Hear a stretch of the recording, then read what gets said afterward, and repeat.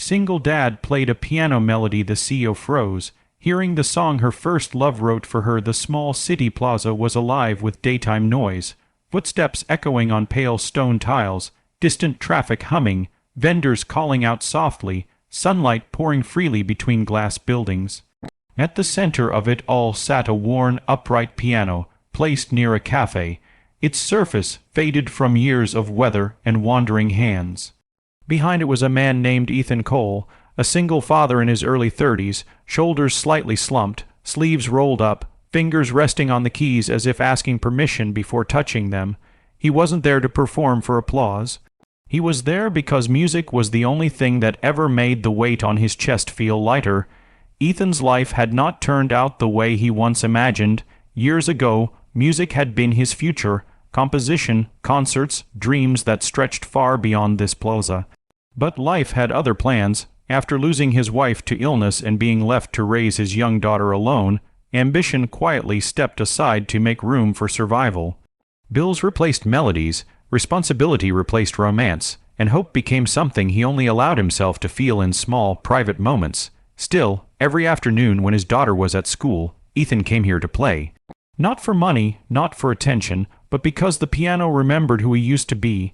That day, as sunlight glinted off nearby windows, Ethan began a melody he rarely played. It was gentle but aching, flowing like a memory that refused to fade. The notes carried warmth, regret, and a love that felt unfinished. People passing by slowed their steps, some paused, some felt something stir without knowing why. And just as the music reached its softest rise, a black luxury car rolled to a stop at the curb.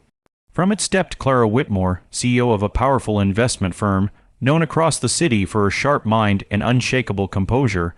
She was dressed impeccably, sunglasses hiding her eyes, her schedule packed with meetings and decisions that moved millions. Clara had learned long ago how to keep emotions buried beneath professionalism. The world respected her for it, but the moment Ethan's melody reached her ears, her stride faltered. She stopped walking.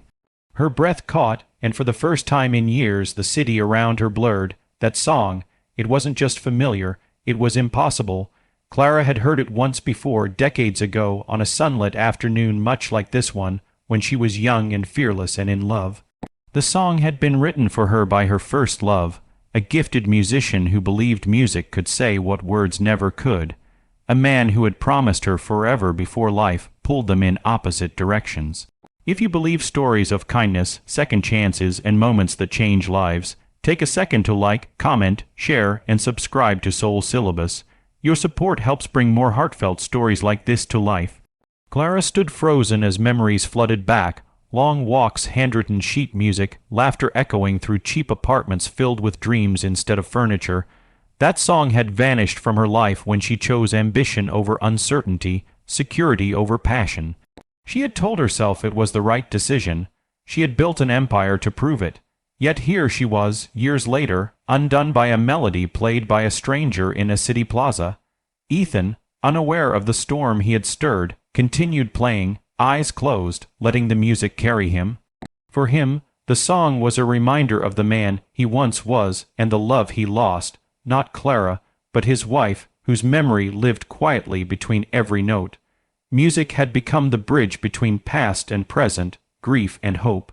As the final note faded into the afternoon air, silence settled, thick and reverent. Applause broke out gently. Ethan opened his eyes, offering a small, polite nod. That's when he noticed Clara standing there, tears threatening behind her sunglasses.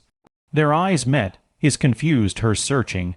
Something passed between them, unspoken yet heavy with recognition. Clara lowered her glasses slowly, as if afraid the moment would vanish if she moved too quickly. She stepped closer, heart pounding in a way no boardroom battle had ever caused. The piano, the melody, the man, it all felt like fate pressing its finger against her carefully constructed life.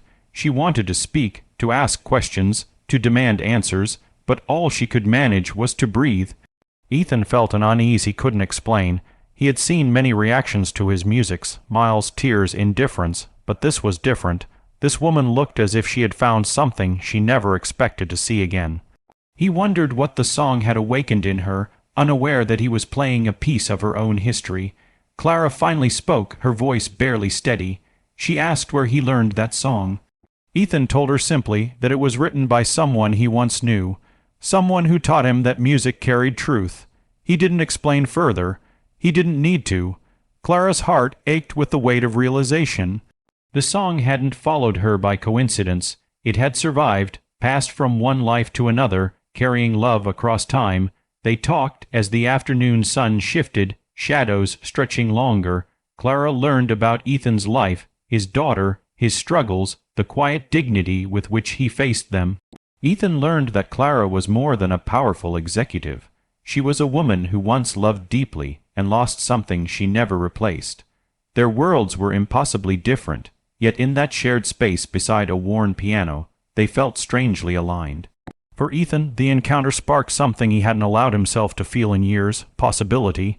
Not romance, not yet, but the idea that his music still mattered, that it could change someone's day, maybe even their life.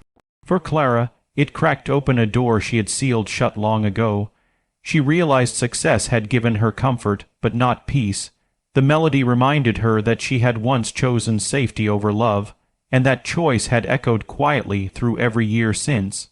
As the crowd thinned and daylight softened, Clara made a decision she never would have made before. She offered to help, not out of pity but respect. She wanted Ethan's music to be heard, not just in passing, but properly, intentionally. She didn't promise miracles. She promised opportunity, and for Ethan, that was enough. Life did not change overnight. There were doubts, setbacks, moments when old fears resurfaced, but something fundamental had shifted. Ethan returned home to his daughter that evening lighter than he had felt in years. Clara returned to her office carrying more than documents. She carried a reminder of who she used to be and who she might still become. Just before you reach the ending, drop a comment and tell us, do you believe music can reconnect hearts across time? Weeks later, Ethan played again in the plaza, sunlight bright and forgiving. Clara stood nearby, not as a CEO watching from a distance, but as a woman listening with her whole heart.